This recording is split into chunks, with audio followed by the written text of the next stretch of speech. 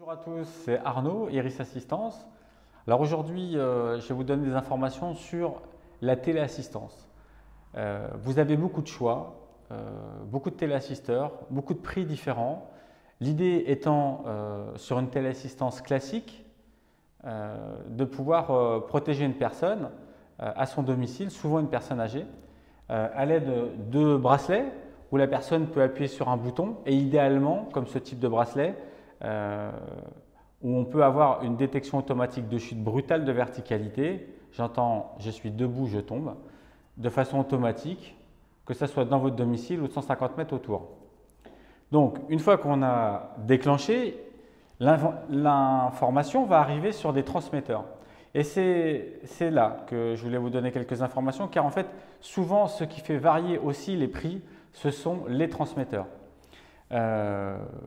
Des choses à savoir, si vous avez une ligne France Télécom, donc une prise dans le mur, on appelle ça RTC, vous avez des transmetteurs qui sont adaptés pour ça, donc ils vont se relier sur votre prise téléphonique, derrière votre téléphone, et une prise électrique.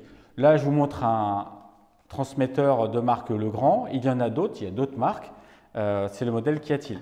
Et puis, si vous avez une box à la maison, vous n'avez pas de ligne France Télécom classique, vous avez peut-être même qu'un portable.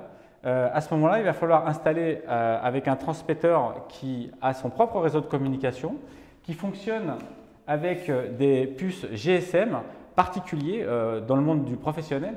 Donc c'est la marque Matuma là pour le coup, mais il y a d'autres marques. L'avantage, c'est qu'elles vont capter tous les opérateurs français, donc Free, SFR, Orange, Bouygues, et donc se caler sur le meilleur réseau.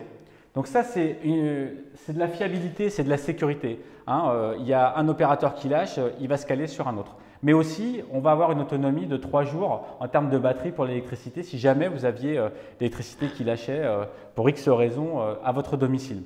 Le plateau de téléassistance pourra être prévenu aussi de toute information en termes de tests, par exemple les piles qu'il y a dans le bracelet, si elles sont défectueuses, mais aussi s'il y a une coupure de courant, si on débranche l'appareil ou s'il y a des coupures de réseau.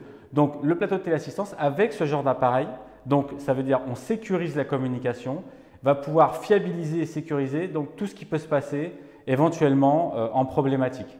Voilà, c'était Arnaud. Je vous donne rendez-vous pour d'autres informations sur la téléassistance. À bientôt.